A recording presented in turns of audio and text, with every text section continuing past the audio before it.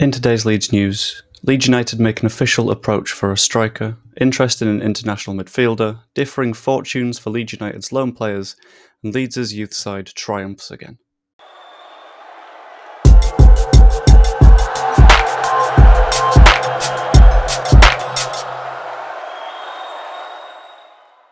Good morning, welcome to Leeds United The View. I am Joe Blackburn. If you missed yesterday, don't adjust your TV sets. I am still not Joe with significantly more hair and a more approximately English accent. I am Joe Blackburn, and I'm going to be your host for today and tomorrow. Before I get into everything, I just want to say thank you so much for being so supportive in the comments of the last video, including a constructive comment that I really liked that just said the words constructive comment. Absolutely fantastic. However, we have plenty to get into today, including some brand new links to players that a lot of us won't have heard of before, but look very, very promising from what I've been reaching out to people about. But first off, we need to talk about some Leeds United players that are having very different fortunes out on loan at various different clubs. And we're going to start off with Sam Greenwood, someone who looked very, very promising in the early days of his Leeds United career under Marcelo Bielsa and Jesse Marsch, but has since become someone who sort of blended into the background before being loaned out to Middlesbrough and now to Preston. But one of his current teammates, Will Keane, has had something to say about the way that he's spending his time at the club. Keane very specifically singled him out for praise, saying he's always working hard for the team and putting his body in. He clearly has that understanding in and out of possession, and the manager clearly trusts him. His performances have been great of late, and obviously we need him to keep it going. This also came after a raft of compliments from Paul Heckingbottom about a month ago, and the interesting part is there is an option to buy in Preston's contract with the player.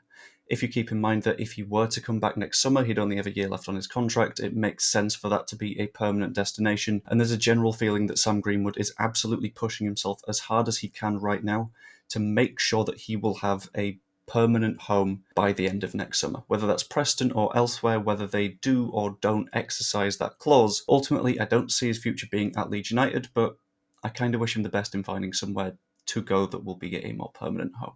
Going to take a quick detour via another Leeds United player that is out on loan with Rasmus Christensen, who is currently out on loan at Eintracht Frankfurt, whose side lost 3-0 to RB Leipzig last night, and the local press were not the kindest to him. Specifically, Frankfurter Rundschau, which is a local newspaper, had a post-match ratings piece and said this about the right-back that was playing at left-back. It was definitely not his best game, mirrored this time on the left. Not a good idea.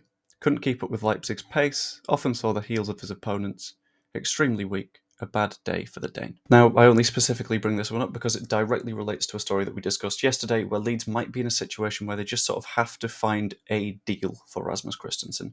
Might not necessarily be profitable, might not necessarily be the most money they can possibly make, but finance experts are currently saying that Leeds United will probably have to find something to make it work because his future does not lie at Leeds United.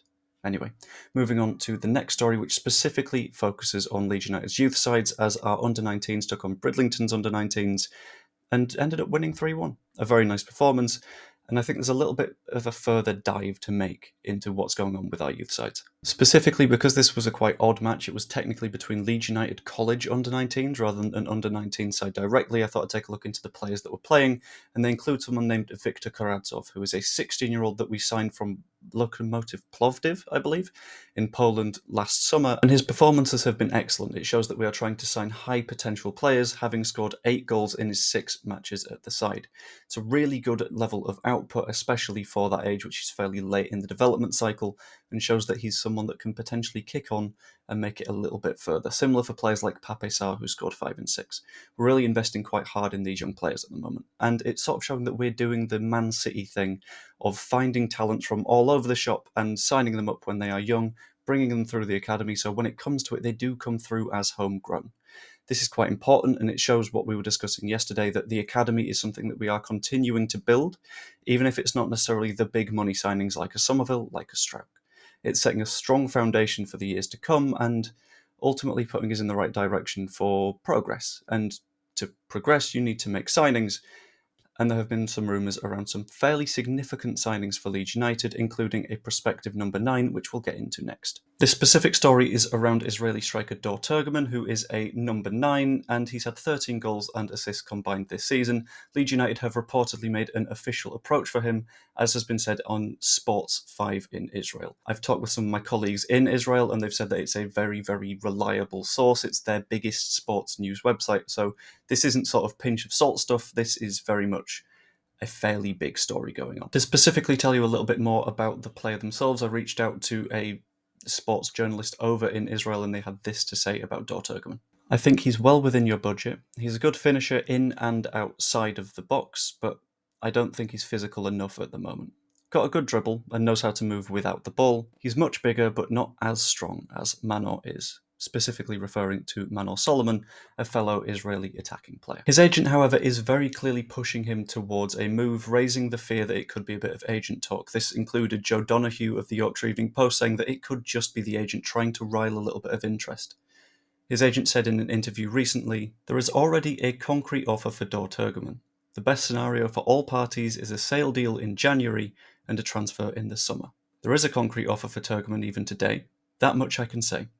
There are teams that want him in January, and there are those that are willing to wait until in the summer. Ultimately, he will be sold and play abroad. Whether it's in the summer or the winter, that's something different." He also then goes on to say that the clubs with an interest are likely to pay up to and in excess of €5 million, which is sort of the ballpark which we will be able to get into if we believed that Turgeman was a good enough player for the long term.